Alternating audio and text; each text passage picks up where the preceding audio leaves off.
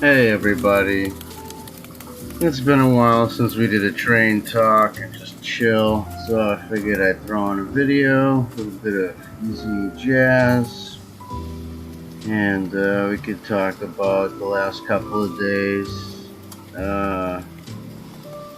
We're crazy. So yesterday we had a wild flood here. Where the guy was good. I got to check the river to make sure the little stream thing was working, and it worked good. It was flowing. The whole backyard was flowing. Anyways, so I don't know if you've seen previous videos, but in previous videos, or I guess you could see the trailer in some of the videos, I did mention that I do party rentals on the side for a little extra spending money, which is like tents, tables, chairs, inflatable bounce houses, stuff like that. And we did have a couple of inflatables that went out this weekend with all that rain. People still decided to take them. It was nice out at the beginning of their party, but then toward the later evening it started to rain. And all the the two bounce houses that went out got really wet. So we had to wait till the next day. Look at that. What the hell? It's like a buzz. So we had to wait till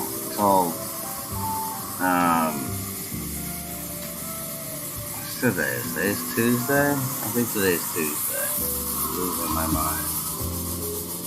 Yeah, today's Tuesday, so we had to wait till Monday. We picked one up on Sunday and we picked one up on Monday. And then on Monday, we quickly blew up one of them to start getting it dried, and it was just soaked. We had to go inside of it and the towel, get all the water out from the inside and where the kids bounce. But it was still a little wet, so we just set it aside along with the other one that was really wet. We just threw it under a tarp on the deck of that small shed throughout that rainstorm. So those are there. So we set both of them up again today. One of them didn't need too much more drying, but the other one did. So we banged those out and had a couple of tarps to clean. And right when we finished doing all that, my little guy Daniel, oh, he's slipping. Have a few people stand up.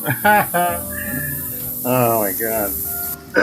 And my little guy Daniel came out to me and said, "Daddy, can we ride the train?" And like after doing all that work, I was like, you know what? Yes, I would love to ride the train with you right now. I need a break. So I took the tarp off the engine and the hopper car, and he sat there on the seat for the engineer while I'm taking the tarps off the rest of the train cars. And I come back, and like I do every single time, I check before I do anything. I first make sure it's in forward, not reverse. I check to make sure the throttle knob is, I turn it all the way down, and this throttle knob is iffy. Like these kids or my wife, or maybe just wore out over time, it just spins around and you don't really feel a grab. So I thought it was all the way off. And so, Jesus, look how high they're up. 30, 40 feet in the air. That's crazy. I'd be scared out of my mind up that high. But anyways, so I thought it was off, and I turned the power on, and it was like full throttle and forward. So I was like, oh Jesus, and I quickly shut it off. And I'm like, wow, what the heck?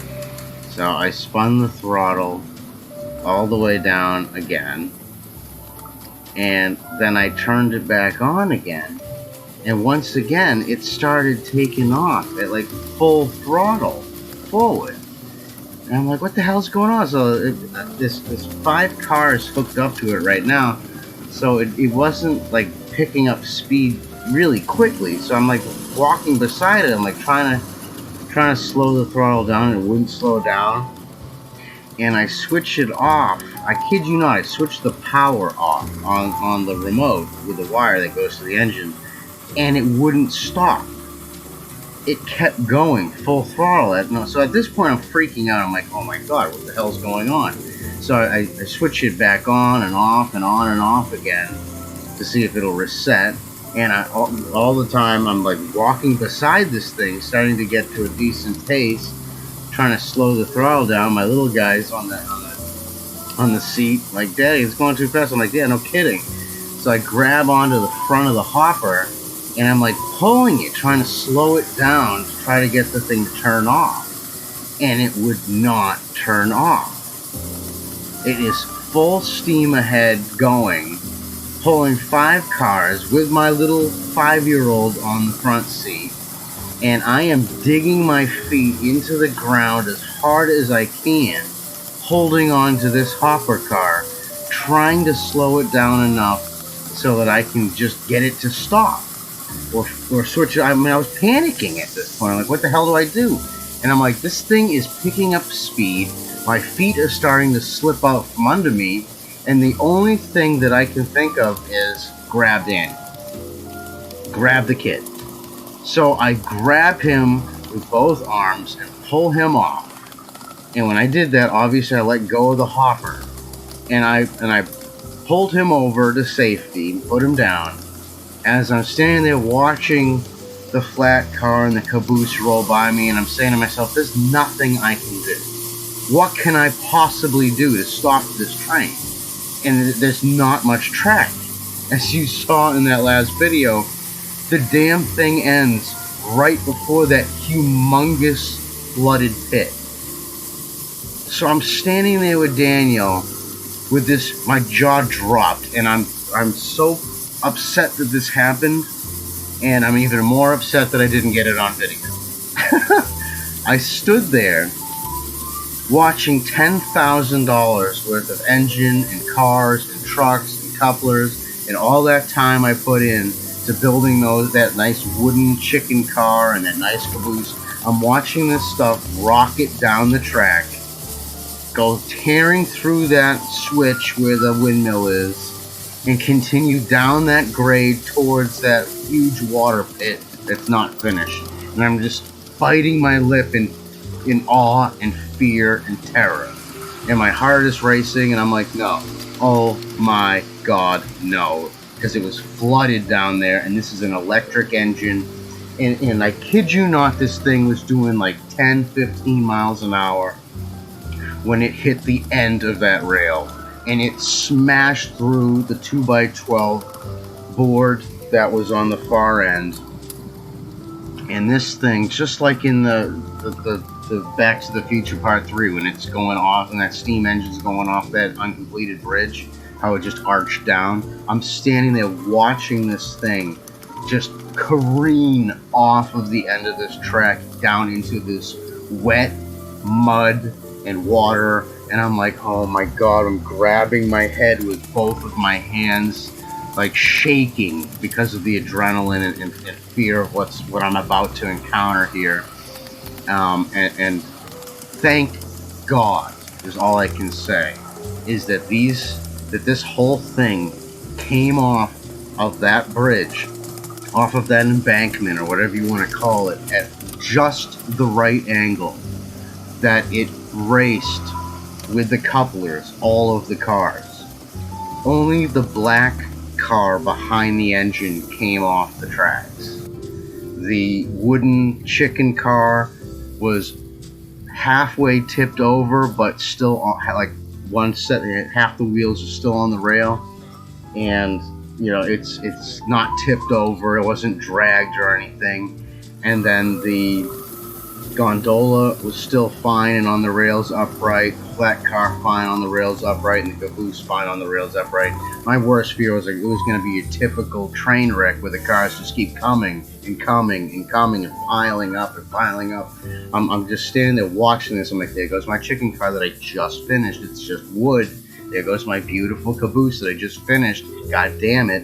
And this thing is just careening off that hill. And it goes down into the wood, into the mud, and it just plopped, like the mud stopped it, like dead in its tracks, and it gave it the right amount of cushion where the cars could come to a stop at just the right speed where they didn't decouple and go, zipper pattern, zigzagging. So I was like, oh my God.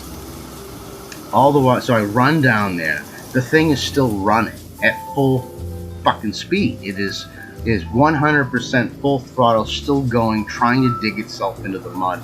I'm standing there like, what do I do? What do I do? It won't turn off.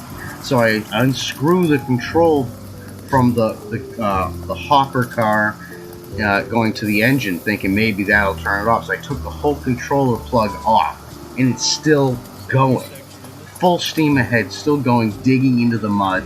I'm like, what the hell? The yellow dome, the design of the engine that just sits over the battery and the motor, that had come off sideways. One of the batteries was inside the dome sideways, and the other battery was teetering on the base frame, which had lodged itself face first into the mud a good 8-10 inches down at a rightward leaning angle. And I'm freaking out. I'm like, oh my God, what do I do? How do I stop this damn thing? So in a panic, I start digging through the hopper car, which is, sideways and twisted, and half the one set of the front set of trucks was completely off and down in the mud. I gotta light a cigarette. This shit just was freaking me out. So I'm digging through the hopper car, trying to find my wrenches to be able to undo the battery leads going to the engine. And I finally found them after it's just sitting there turning into this mud. I'm like, oh my God, the mud and the sand and the rocks and the grit getting all up into the chain drive, getting into the axle boxes and shit. I'm like, no! So I'm going as fast as I can to try to disconnect the battery. I finally get it disconnected, it stops, and I'm blown away. I'm like, what the F just happened? Like, this is one hell of a mechanical failure, if I say so myself. Like, it would not shut off even though I threw the off switch, and all the lights and shit turned off on the controller.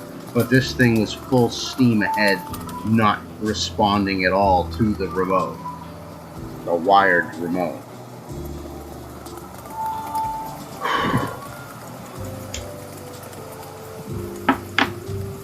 So, I got it stopped, unplugged. I unhooked the gondola, black car, and caboose and rolled those back onto the siding track. And then we unhooked the livestock car and rolled that back and hooked that up to those three on the siding. And then my wife and I struggled to get the hopper car halfway out of the mud, halfway up in the air. You had to reset the trucks back on the track and carry the whole frame of the car, dropped it back on, rolled that one back, and then I started taking apart the engine. I undid the batteries, took the batteries off, grabbed the yellow hood, moved that, and then with her help, I grabbed onto the rear knuckle and just pulled that thing from the mud. And once I had it out far enough, I had my wife grab one end and I grabbed the other end, and we, a couple of inches at a time, worked it out of the mud and up over that end sill, and got it back onto the tracks. The whole front wooden display bumper, I don't know what you call it, was broken in half. The front plug for the controller was smashed in. The metal on the bottom was all bent. It was just completely caked with mud. So I slowly rolled it all the way back to, and that thing did not want to move either. That was a full push. Slowly pushed that thing back to the near the shed. Grabbed the hose and hosed off all the mud out of the chain drive and out of the front. And right now, I'm getting nothing. What I'm doing is I'm just holding the power wire to the battery so I can quickly take it away if it starts going again.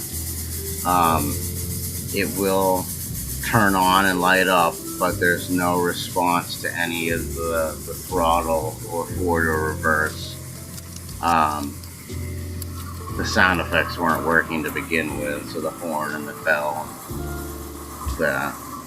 I did notice that when I turn it off and then hold the wire to the battery, the first red light on the controller is very dim and lightly flashing, and it sounds like the motor is slowly trying to turn, like and so I don't know what the hell happened. I also noticed that when it was overturned and that yellow hood was off, there was a ton of leaves up under there that were not there 2 weeks ago. Like, I go in that thing every 2 weeks to charge the batteries. I take the whole hood off, I charge the batteries, I'll put a little bit of WD-40 on the chain, and I'll let it charge. And there were no leaves under there 2 weeks ago. And there was like a bunch of leaves under there, like some animal was making a nest again. And I can only assume, because I use this train almost every day, I can only assume that whatever did the nest did it the night of that rainstorm. And I'm thinking, well, we do have a lot of chipmunks, and they live in these little holes all over the ground, like 2-inch size holes all over the ground, and they go in and out of these holes. And I'm like, the whole yard was a river the other night, so they're not down in these holes drowning. So these chipmunks must have come out of these holes in a panic, grabbed some leaves, and quickly made a nest for during that rainstorm. And I mean, I don't know. I really don't know. I've seen, like, it doesn't want to go forward, or it only goes really slow, or it won't come out of reverse, or there's no sound. I've seen all that, but I've never, ever experienced it where you turn the power off and it still goes. I've never experienced something like that with this live steamer, or with this electric switcher engine. And it just blew my mind. I absolute fear that the destruction. You know, in hindsight, I'm thinking there's a myriad of different things I could have done. Like, I should have put a key switch. I've been thinking about putting a key switch, like a kill switch to the battery, so my kids wouldn't play with it, that I hadn't done yet. I also want to put like a little side handbrake on, you know, like a little throw bar type of handbrake on the side of the engine, because there's no brakes. I have been wanting to get in there and redo all the wiring in that control box, because it has been moused. It's chewed. Wires are massively exposed and just wrapped up with electrical tape temporarily. I don't know what happened. Could it be because of all the flooding that a large amount of moisture got it up in there and it short-circuited? Maybe. Could it be that a chipmunk or a mouse that panicked to build a nest got in there and chewed a wire? Maybe. Could it have been my younger son Daniel, who was sitting there and might have been just crazily spinning that throttle knob, and might have torn. I mean, I don't know how those are wired internally. If maybe overspinning it rips wires out inside the control box. I don't know. That could be it. I mean, I really have no idea what could have caused that kind of an electrical, mechanical malfunction. Of course, my phone was dead. Of course. I'm saying the whole time, like, I'm furious over this because, like, my heart's racing that I lost these cars that I spent so long building. I was upset that this engine's not working now because of this event, and I've been enjoying this. I'm upset about the damage to the engine. I mean, in hindsight, now that I've had a little bit of weed, I'm calmed down, and I'm a fixer. I fix everything. I'm a hands-on type of person, so I'm like, I know I can figure this out. I'm gonna rewire it. I think this time around I'll put a throttle, like a 0 to 100 throttle on there instead of a spinning knob for the throttle. I'm definitely gonna do a handbrake. I'm definitely gonna do a kill key switch directly wired to the battery, so I can just turn that damn key and there's nothing that motor's gonna do. I'm going to rerun all new wires. I'm going to repaint the engine a new shade, a nice shade. It's probably the same damn yellow, but a new coat of yellow. I want to do the roof black. It's gray now, but I'm going to redo the roof black. And it still has the original sticker on it from the old guy that owned it from before. So I want to take that off and decal that for Norton Railway. So I had intended on working on the engine anyways. And now that I've finished the caboose, I've finished the stock car, and I've finished the tiny little farmhouse, my bench is technically open at the office where I can put it on the rail stand and do some work on it. But wow, talk about putting a brown stripe in your pants, watching your pride and joy barrel down the tracks. Like it was that movie Unstoppable. This train wasn't a coaster, it was at full speed. The damn thing was going at full speed ahead, pulling all of my precious cars. No! I think in hindsight, it's like it didn't, because there was so many cars on there, it couldn't get up to really, really, really fast speeds that quickly, I think. And because I was dragging it and trying to slow it down up until about where the second track starts there for that siding. That's about where I panicked and let go and just grabbed Daniel. And so basically from where the two tracks are all the way down through that switch, down that fucking ramp, off that end. And so it had about that amount of time to pull itself a little faster with 5 cars attached, but it was going at least 10 miles an hour when it went airborne off the end of that. And there's so many emotions like anger and sadness and rage and curiosity and amazement and awe and anger that I didn't have my damn camera. Not that I would have wanted, even after the fact, my wife's like, do you want to take a picture of this? I'm like, no, that's embarrassing as shit. I'm like, there's a small group of people that are watching my videos on YouTube, and that's embarrassing as hell. Although really cool, like no one cares about a car driving down the road, but when you see a car accident, everyone looks. Yeah, I should have, I guess, gotten a picture. But my phone was dead. Her phone was in the house. I was panicking to get the damn thing out of the mud before water got up into the electrical box and the battery sunk down into the mud. I just wanted to get it out of the damn mud as fast as I could. So I was like, no, we're not taking pictures. I gotta get this thing out of the mud right now before it gets ruined.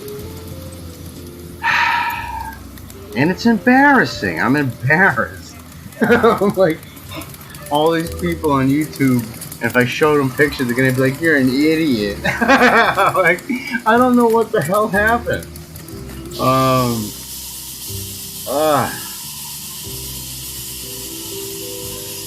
I mean, I'm like thinking now. I'm like, what could I have done? I guess. I mean, I was about to fall down. Like my legs were slipping so much trying to slow it down that if I had fallen, I might not have been able to get up fast enough and run up there to grab Daniel before he went flying off the end of that. So my immediate parental instinct kicked in. Say goodbye to the train, grab your son.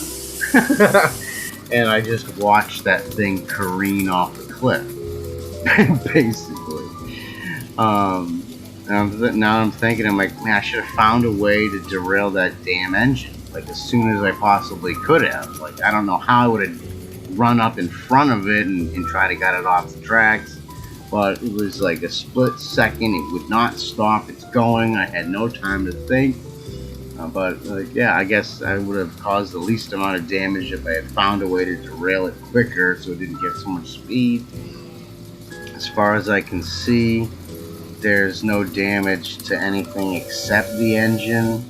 I mean, yeah, mud was all over the hopper car, but that washed off. But nothing looked damaged. I mean, I don't know. I'll have to look closer at it. It was getting dark out, and I needed to hurry up and just get that damn engine out of the mud.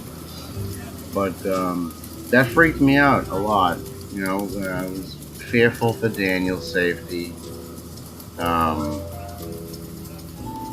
Amazed at the power of such a small little engine. I was unable to stop it. I mean, I'm a small guy. I'm 185 pounds, 5'6", and I was digging my feet and heels in like a football player, trying my hardest to stop this thing, and I could not do it. I could not do it, and it was gaining speed. I mean, thinking about it now, it's like, that's awesome. That's freaking awesome. That's what a train is. It's an unstoppable force. It's astronaut. That's why we're all drawn to this. Like, I mean, besides that steam engines like this one we're looking at now, that's awesome as shit. That this thing is doing all this with water and fire and steam. That's so cool. How humanity created this stuff. Starting with a little rocket in England. You know, this stuff is amazing. But what's, I think, more appealing to me is the fact that trains are basically unstoppable forces. You see videos of trains cutting through 18-wheelers like butter. You've seen videos of testing, you know, bus hits, not with kids in it, obviously, just like a test. We've seen videos of these things running straight into army tanks, and like it barely bumps. Trains are like a missile on tracks. There's so much momentum from the weight of all the cars, just like in reality. When a freight train going 5 miles an hour takes a mile to stop. And that's because of the momentum and how it all works. And it's fascinating. I love that stuff. But even on this small scale, it is dangerous as shit if it's not treated with care and the respect that it deserves. And that, I mean, you have to respect the hobby. You have to respect nature and the mechanics behind physics and momentum and all that crazy stuff. But at the same time, it's like you have to be careful with this stuff, especially around little kids, or if you're giving rides and stuff. I mean, I have no idea how something like that happened. Yes, my wiring needs serious help, but never in my life would I have thought that I would switch the power off and it would keep going. I never would have thought that that would have been a malfunction that was even in the realm of a possibility. And boy, oh boy, did I freaking experience that today. So needless to say, we got the engine out of there, I hosed it off, and it will be going with me to the shop tomorrow to dissect, so I can see what the hell is going on here.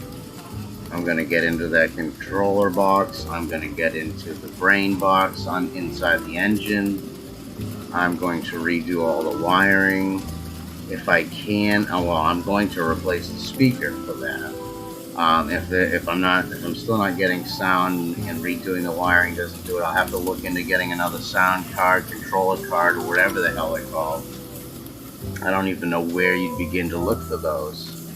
I guess if that is the issue, I'm probably going to try to reach out to Aaron on the Millbrook Railroad. I've been watching a lot of his videos, and I like that he covers so many topics and seems like a nice guy and very knowledgeable. And he's building those little battery engines and selling them. So he obviously knows where you can get those chips from. So if I am having an issue with that, I'm going to reach out to Aaron at Mill Creek. Let's see where I can get another chip from. But I guess we'll cross that trestle when we get to it tomorrow. What a story. I wish I had a video of that happening, because that would have gotten me 1 million views. I wish I had my phone in my damn pocket so I could have at least gotten a couple of pictures from you guys. But it was a panic to get that damn thing out of the mud as fast as possible before it sank down enough the water to get into the electrical boxes or submerge the battery, because there was still a lot of water down there from that flood the other night. So it was a race against time to get that out of there before any serious damage. I mean, there is damage, but I don't know, I guess I just didn't want to deal with short-circuiting water inside the control box and stuff. But sorry guys, that would have been something I should have gotten a picture of, but it was a race against time to get that thing out of there.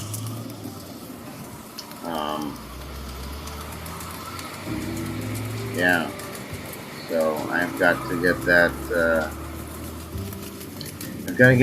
that long trestle built, so if something like that ever happened again, it would derail on that curve and just go into the dirt where, I don't know, I mean, I guess maybe the mud was a better option, because if it had hit dirt, I think it would have stopped so fast that the cars would have jackknifed and zigzagged off the track from the friction. I think that the mud was the perfect cushion and slowed it down at just the right speed where it didn't jackknife back and forth. And oh, thank you, Jesus, thank you, God, thank you, trained people out there praying for me, whatever. That little house.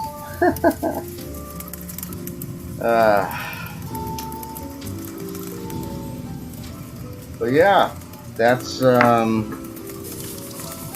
so that's what happened to me today.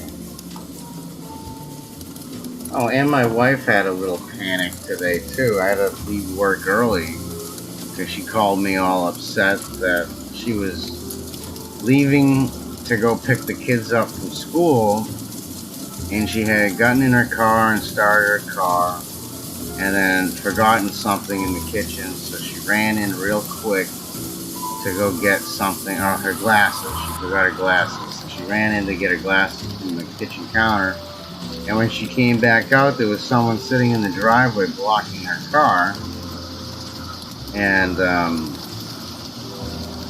she asked if they needed help, and the lady, and she was really rude and snapped at her, she said, "I'm just turning around in your driveway." And And she's just sitting there, like, texting on her phone, and my wife's like, well, I have to leave. Can you please not block my driveway? And this lady was just really rude to her. And it's like, Jesus Christ, like, is this really what this world's coming to? People just pull in your driveway to check their text messages and block you in. And I don't understand it. A lot of people turn around in our driveway, and I don't know why. So, and it's like, in this day and age, you know, the kids being kidnapped like crazy, and all these illegals in our country, and they're just walking down the streets everywhere. It's like, how can you really feel safe when you're a woman at home alone with a kid or two, you know, or by yourself? And I'm 30 minutes away at work, so I don't like that. It upsets me. So I went to Home Depot and spent $50 on a couple of no trespassing signs. Private property, no trespassing. Not that it's going to do any good, but maybe it will deter some lunatic trying to text message from parking in my driveway. You know, I don't know. It's not that I am that type of person that, like, stay off my grass. I'm not that type of person. It's like, but you can't help but have your parental guard up in this day and age with all this shit happening. I mean, there are, like, and don't get me wrong, I have nothing against legal immigration. Like, come on in the right way, you know, have a job, have a place to live, you know, have some sort of financial cushion to get yourself started in the new land. That's fine. But when you just show up with no money and you get a backpack and you don't speak English, and you're just walking up and down the streets in groups of men, you know, fighting age, military age men walking up and down your streets, you can't help but feel a little uneasy, is what I'm getting at. And it's like, are you gonna hurt my wife or try to take my kids? You know, you don't know. These are unregistered, undocumented. A lot of them are criminals. They're emptying their prisons into America, for God's sakes. And I don't want to deal with that. I don't. So I hopefully the signs will help. This whole day has been just nuts, dude. Between the flood last night, and then the train, and then cleaning those damn bounce houses, and people scaring my wife. I'm just, I need to relax and watch train videos. Check out this tunnel right here. Oh man. Now I wish I had a Kubota or a John Deere tractor or something, you know? I really want to get one of the like the orange Kubotas they rent at Home Depot that have the excavator on one side and the front end loader on the other side. I just want to own one of those. They want like $1,000 a week to rent that, and you have to go take a class. It's like, what? But not that that's a bad thing, I guess. But I just want to own one of those so I can get some of this work done a lot faster. Look at this tunnel. Jesus, how long is this tunnel? It's pitch black. Now imagine if it derailed in there. Like, what would you do? Like, how would you barely got room on the side to get to the side of it to lift it up? And it's like, flat cars are really easy to re-rail because you can straddle them to lift up the truck and get it on the rail. The regular size gondolas or the short size gondolas, again, easy as hell to re-rail because you can straddle the car. But when you get to like the hopper or a box car or a stock car or a caboose, you can't straddle the car. So it becomes a real pain. You gotta get down on your knees. You gotta wedge your hand under there to be able to like kind of pry up the wheel and get it onto the damn rail. I gotta get one of those re-railer things. I don't know how the hell you do it in one of those tunnels. If it came off in the tunnel, I mean, it's hard as hell putting that little 2-battery engine back on the rails because it's so damn. I mean, the frame alone, without the batteries and without the hood weighs like 20 pounds. It's nothing. The batteries weigh a small ton. And then the metal base frame with a motor attached to it, that weighs at least 150 pounds. At least. I struggle. I can't pick that thing up. I have to shimmy it back and forth. But, I mean, if it's so hard to put a tiny little 040 2-battery 24-volt switcher engine on the tracks, I can only imagine what kind of a nightmare it must be trying to re-rail, you know, one of those 6-wheel, the double 6-wheel GP30s that are like 8 feet long. How the hell do you get that back on the rails? It's got to weigh 700, 800 pounds. The same thing with a steam engine. It's got to weigh 800, 1,000 pounds. How in the hell do you get that back on the track? That's the video I want to see. Like, if there ever was like that, right? Well, that's a 6-wheel, right? No, it's a 4-wheel. That's a 4-wheel. But, you know, that's the video I want to see. If someone, sadly, I mean, I don't want to see anyone's steam engine get damaged, or anyone's, you know, nice diesel style engine. I don't want anyone's equipment to get damaged, obviously, because it's so expensive and people love this stuff. Take good care of it. But if there was ever a video I want to see, it's how you put one of those back on the tracks after a derailment, or even a derailment at speed where the drive wheels come off, not just the lead truck wheel. I want to see how these things go back on the track. Like, how in the hell do you put something that heavy back on the tracks? You need a team of men, I guess. A pry-by would just damage it, right?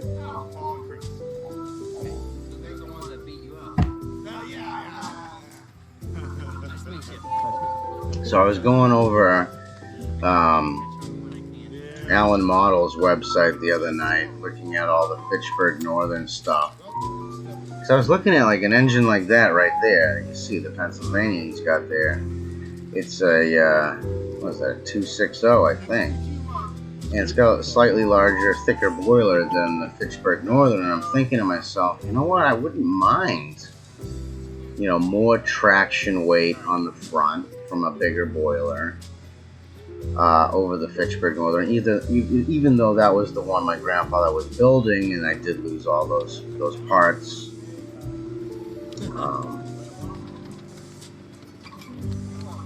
So I was looking at that, and it said that it needed a minimum of a 32-foot radius for that engine, but the Fitchburg Northern only needed a minimum of a 25-foot radius.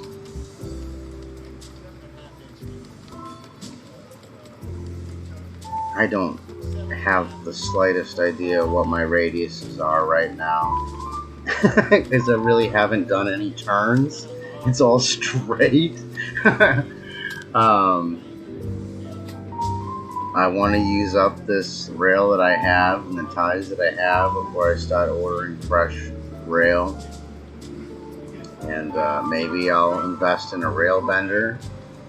Maybe I'll buy the rail pre-bent. Although I've seen so many videos of people just fabricating straight tracks and then slightly bending it to how they want it on their railroad, and that just seems like the way to go for me, especially whereas I'm not prefabbing the track. I'm just going. I'm assembling as I go. So it's like I'll just curve it to where I want as I'm building it. So there's not going to be any set radius on a curve. It might be You know, and I know that's not the right way to do it, but I don't know. I really don't know. I'm just rambling on right now because I'm pissed about that engine flying. Yeah.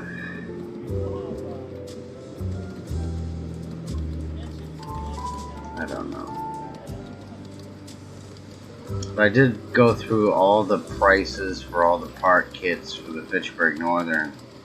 And, yeah, it's like 56. I mean, there was a couple of parts from a couple of kits that were not in stock, so I just added. I couldn't get the freight quote, but I got the price of the item, so it was roughly $5,500 for every part kit for the Fitchburg Northern, minus the boiler. And again, I don't know where you get a boiler from. I guess I could check out discoverlifesteam.com. See if there's a boiler maker that could make a Fitchburg Northern boiler. But again, it's like, on one hand, it's like, well, the Fitchburg Northern can handle a tighter radius. It is compact. It's not as heavy, which is the downfall. Because if you want to pull a lot of cars, you need the traction weight. So I kind of, even though it was something my grandfather was doing, I mean, I lost everything, so it's like a fresh start.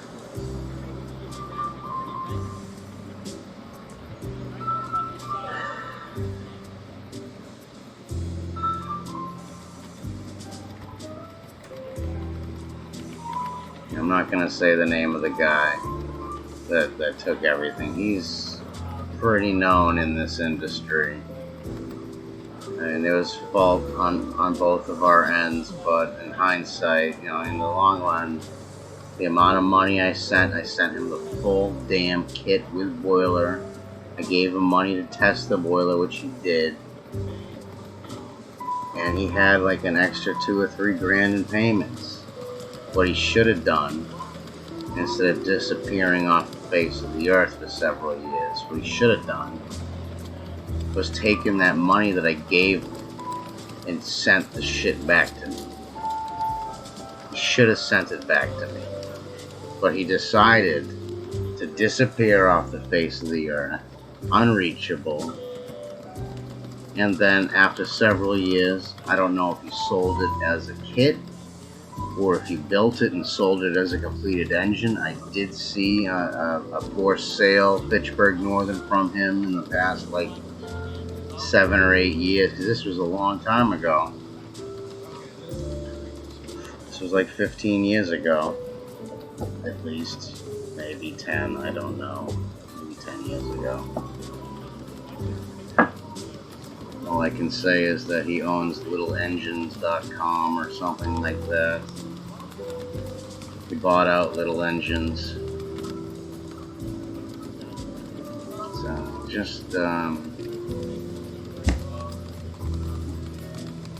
just be careful if you're getting work done from him. Yeah, it was Jesse Banning, that's his name.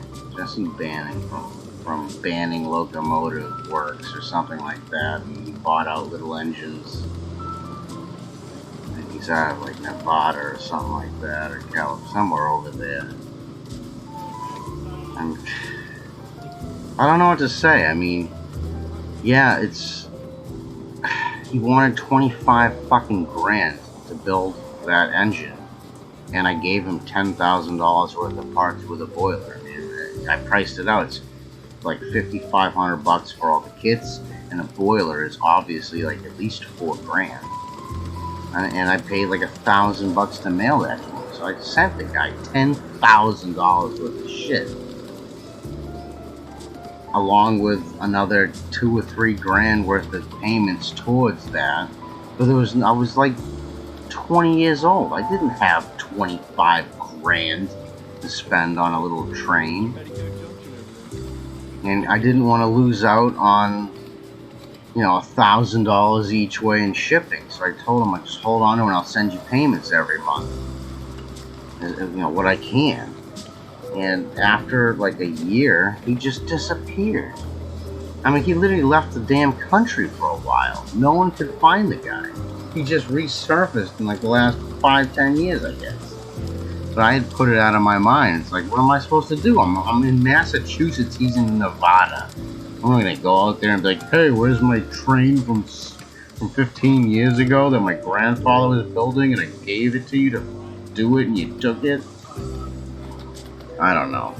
All I can say is I don't want any negativeness in the hobby. I think everyone that's involved in this hobby, we should be civil. I just feel like I've been wronged. I think that was very low and underhanded of him to do that. He should have sent everything back using the money that I had sent him towards the build, which he never did. So it's like I'm out 10 grand worth of train parts and boiler, and I'm also out another, 1,500 for the boiler test, and I'm out another 2 or 3 grand worth of payments, and $1,000 in shipping. I'm out massive amount of money because of this guy. So I don't know if he went on a drug binge or a drinking issue or whatever his problem was back in the day. He's an active person in this community, and all I can say is, if you're gonna have work done, just be very cautious with that guy.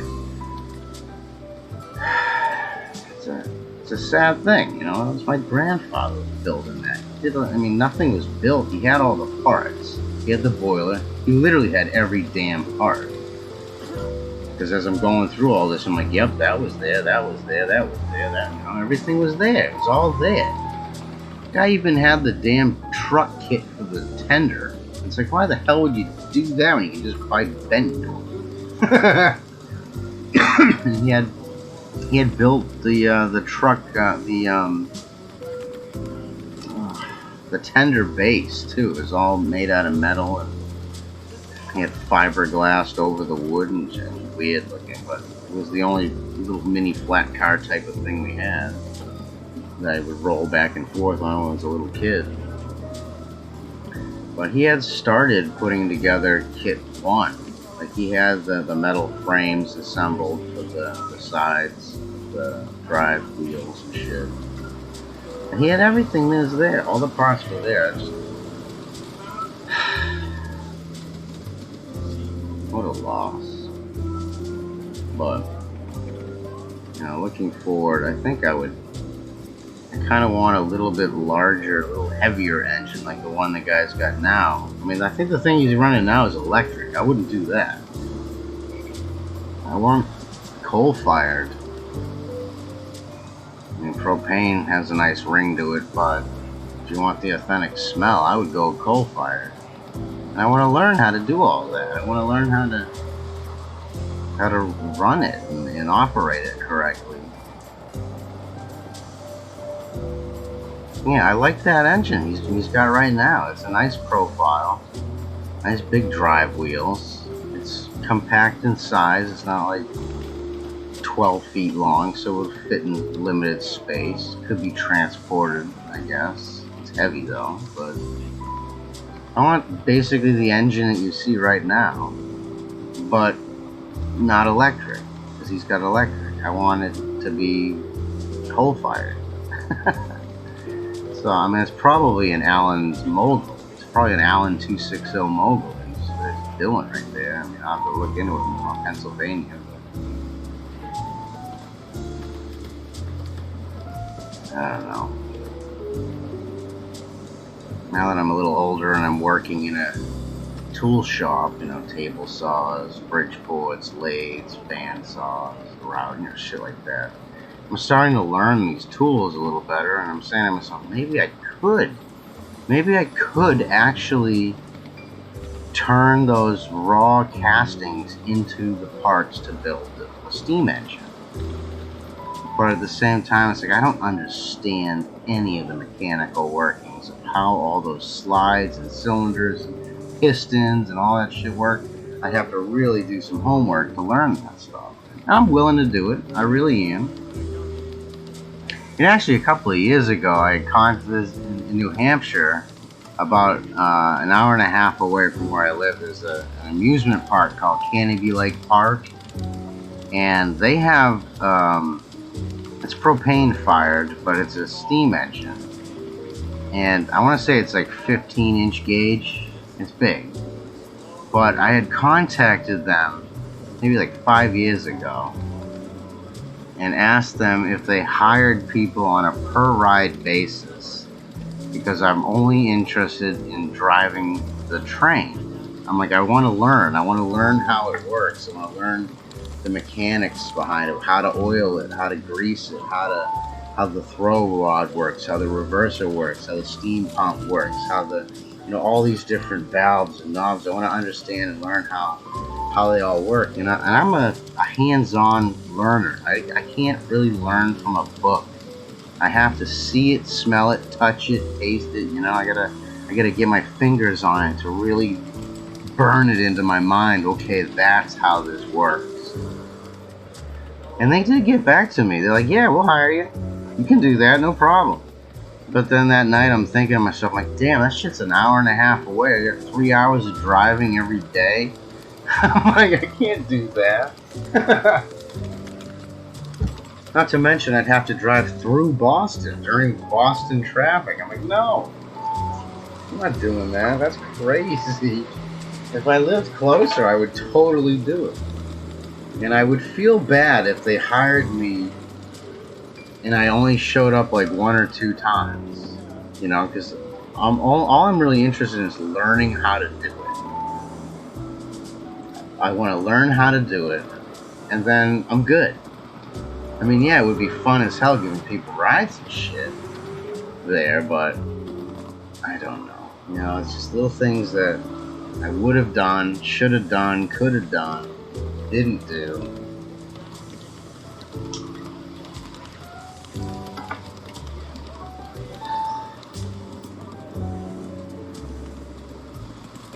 I don't know. All I know is that my little switcher and my little Plymouth switcher engine had a bad day today. She had a mechanical failure like no other. She thought she could, and she did. She did not want to stop, no matter what. I am just grateful that no one, A, got hurt, and B, that none of the cars got damaged. I am thrilled to death that none of the cars got damaged, because I really thought I was going to, at least the bare minimum, I thought I'm losing that chicken car. I'm losing that livestock car, because that is thin-ass wood. It is just, 3/8 shiplap glued onto Luan that is all screwed together with aluminum, angles, and it's just, it's just a showpiece. It's yeah, we put the chickens in it, and well, we did it that one time in that video. There was a chicken in there. I haven't gotten. It's been raining like every damn day, so we haven't really gotten to I had joked around with my wife. Because I have if you hadn't noticed, I have a very weird sense of humor. I joked around with my wife, and I said, you know what, we should get a picture of me, crouched down next to the chicken car with like a ramp going in, and the chickens are marching up into the chicken car. And it's a KFC car, so you get the dry humor there, that horror humor. And because it's like a box car, I was like, let me draw a little Hitler mustache on, and be pointing at the box car as the chickens are marching up the ramp into the KFC box car. And she's like, you need help. And I'm like, I know I need help. That's my humor. I'm like, that's awful, but that's just I'm just like, I have a weird sense of humor. It's like, we have chickens. Let's build a KFC stock car. I would never hurt animals. I love animals more than I love people, honestly.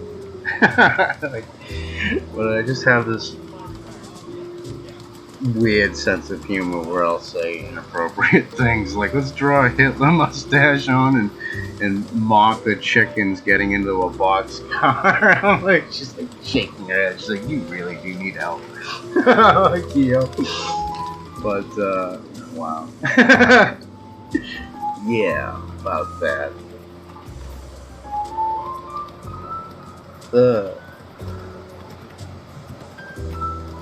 Well, I don't know. I'm just glad that the stock car didn't get damaged. I'm glad that the caboose was untouched. Thank God, because that took me a long time to build that. I put a lot of effort into that one. I'm just grateful that it didn't zigzag car after car after car, because it was doing at least 10 miles an hour when that thing went off.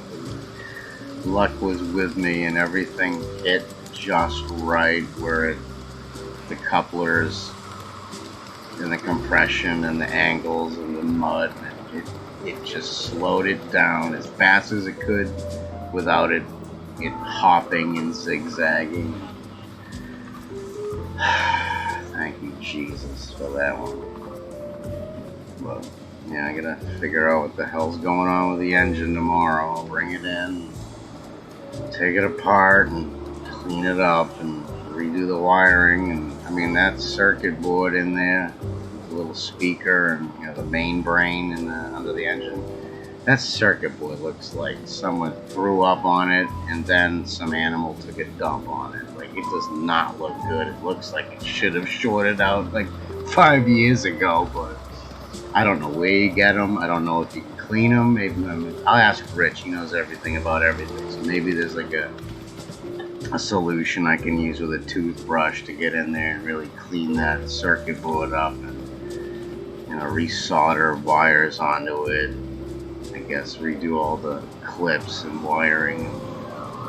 It's fine. Figure it out tomorrow, I guess. But yeah, I need to do it. And after today, that gave me one hell of a scare. So I definitely need to put a kill switch in there so we can kill that battery if need be. Definitely thinking of like some sort of little hand brake that will push a brake shoe against the engine wheels. Just push down to brake type of thing, tiny thing on the side. I'm thinking about replacing the throttle. Instead of doing a spinning knob, I'll just do a forward reverse throttle type of thing where you push it forward to go to 100 and pull it back to go to 0. I don't know. And I'm kind of talking to my wife too. I'm like, we gotta get a better storage option for these things. Like, these animals are getting into this damn thing and nesting. So maybe I'll build like a little tiny engine shed off the side of that little blue shed that I have. I mean, it's only, I think it's 10 feet front to rear, maybe. I can't remember the size of that shed. I think it's 10 feet front to rear. So I'll build that big enough to put the engine and the hopper in. And then I'll probably keep the other cars on that siding track down near the bridge under a tarp now. And then in the wintertime, I'll just put them in the trailer. Keep them safe from any snow or ice. But I don't know. Fun times, fun times. It's a nice long ass ride this guy's got at this club track here. That's so nice. I really do like that engine. I don't like how he's sitting so far back from it though. I know it's because it's electric, he doesn't have to do anything, so he's sitting on the first car instead of on the tender. But I always feel like if you're driving it, you should be sitting on the tender. I don't know, it's just me.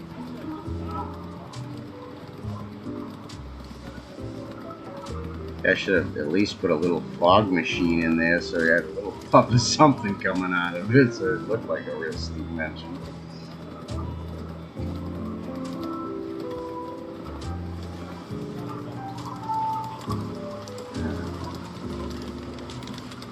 Well, that's about it. In terms of that, I mean, it's been cloudy, so, and I haven't worked, so it's not really anything I could do yet. My plan is to get the engine to the office to look at that, and then this weekend I'll get that first switch throw rod put in. I have 2 of those, and I think after that I'm going to start doing the spring switch idea that I saw from, what is it, Mill Creek Railroad. It's just like a bar. It just throws it over a screw head. It's like, what? I'm like, what? I don't have to buy a switch stand? I don't have to buy all this shit? You can just use the stress of a screw head to do that? I'm like, wow, I'm going to do that.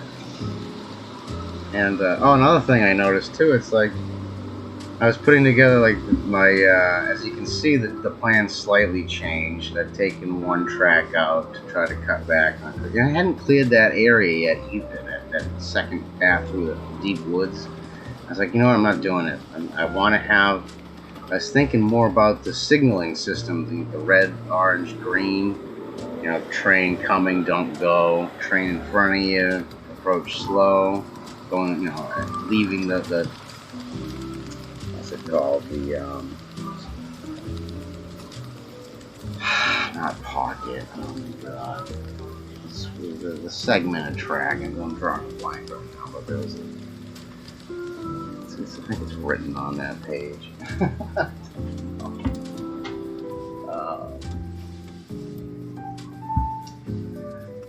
But I was thinking of, you know, that long strip in the back that goes around that mud pit. I was thinking, oh, let's just do the one track, and then we can play around with the signaling system too. Although I can see my damn kids doing head-on collisions for fun, so I'm kind of, maybe I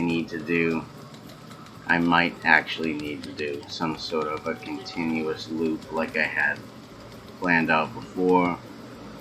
Although if it was me, I would like to play around with the signal system to make it more realistic riding, you know what I mean? But, so I'm still tinkering around with that. I really don't want to clear any more land and take more trees down out there to do that, but I don't know. I'll have to look into that. But I was going through counting all the switches and signals and all that. I'm like, oh, I'm going to have 17 switches. I'm like, oh, at $32 a frog and like 60-something bucks for steel switch points. I'm like, oh, it's only going to cost, it's going to cost me like $1,500 worth of switches. And then I realized when I went out there yesterday, I'm reviewing the video from the rain. I'm looking at it. I'm like, wait a minute. Both the switches that I have down now are using the aluminum rail for points. I'm like, oh, I used aluminum rail for the switch points back in the day. I never did use the steel switch points, and there was never a problem. I never had a problem doing it with the aluminum switch points. I never derailed on the switches. It was always really good. So I'm like, damn, it's 64 bucks for a pair of steel switch. I could save that and just make them out of the damn rail that I already have. So I'm like, okay, so it's only going to cost me like $500 for switches just to buy a bunch of frogs. But you know, once I took that other rail out, it got it down to 15 switches instead of 17. But I don't know. I'm thinking. I guess it really depends on how long it's going to take me to build the whole thing. If it's going to take me 4 or 5 years, then the kids will be old enough that I think they'll be able to act responsibly with the train. But if this is only going to take me like 2 years, they're not going to be old enough, and they're going to try to hit each other and they run into each other. It's going to cost me a small fortune, and I'm going to kill them. So maybe I do need to make a continuous loop somehow, so there is minimal opportunity for head-on type of collisions, if you get my drift. I don't know. I don't trust them. I don't trust them with this shit. I would never let them do the steam engine until they're like 25 years old. But, you know, a little battery operated switcher, it's like, oh, come on. Maybe when they're like 12 or 14 maybe, I don't know. I'm gonna work on that. So yeah, I guess I can do the 15 switch. I mean, I guess even 17 wouldn't be a problem if I just have to do the frogs. I do have 2 steel switch points at the office. They're really rusted, but I can sand those up, and I'll use those 2 for 2 of the switches, I guess, just to use it because I got it. But I don't know.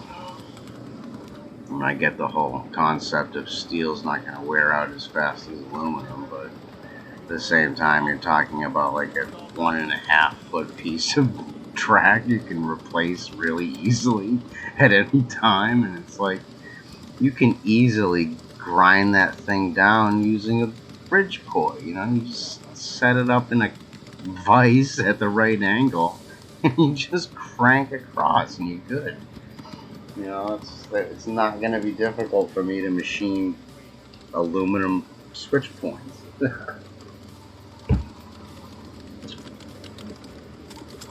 How the hell I got away with laying all this track under power lines? Isn't that like National Grid type of property owned, I guess? I don't know.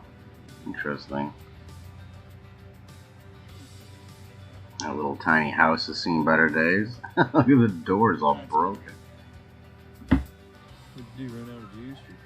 Alright, I think I'm going to go to bed now because I've been talking for a long time. My throat hurts and I need to eat and go to bed. I gotta work tomorrow again. But I guess I just needed to vent to my fellow live streamers about my experience today. If you are still watching this video, and if you don't mind commenting, if you have experienced what I've experienced, if you have a solution or could give me some advice as to why in the hell it wouldn't stop even when the power's turned off, I would greatly appreciate that advice. If you know where I can purchase the electronic sound cards or mechanical switchboards or whatever it is, that computer chip that runs the whole train, the forward, reverse, the light, the throttle, that chip right there, where do I get that from? If you could leave a comment for me on that. If you're doing a steam engine, where did you get your boiler made? If you could send me a link or leave a comment saying a website or something about where I would go to get a boiler made, so I can just make a list of. I'm just trying to list out, like, okay, here's where I get a boiler. Okay, I get all these kits from Allen Models. Okay, I get my rail from Midwest Supply. I get some stuff from Titan Trains. I'm just listing out options of where I can get supplies from for different scale railroad supplies. Is basically what I'm getting at. So if anyone can share any of that information, that would be great.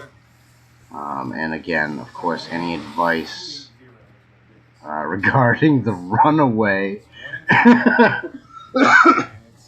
any advice regarding the runaway train experience and why it wouldn't stop even with the power off, that would be great. But that's about it. I'm gonna cut it off here. Thanks for listening to me ramble. Thanks for watching this video and any of my other videos. If you liked this video, give me a thumbs up. If you want to see more of my videos and my progress on building the Norton Railway, hit the subscribe button so you'll be notified of future videos. This is my boiler pressure, and this is my air tank pressure. I guess that's about it. I'm not looking for donations or anything. I enjoy sharing my experiences with you guys. Advice is the only donation I ask for. Give me advice.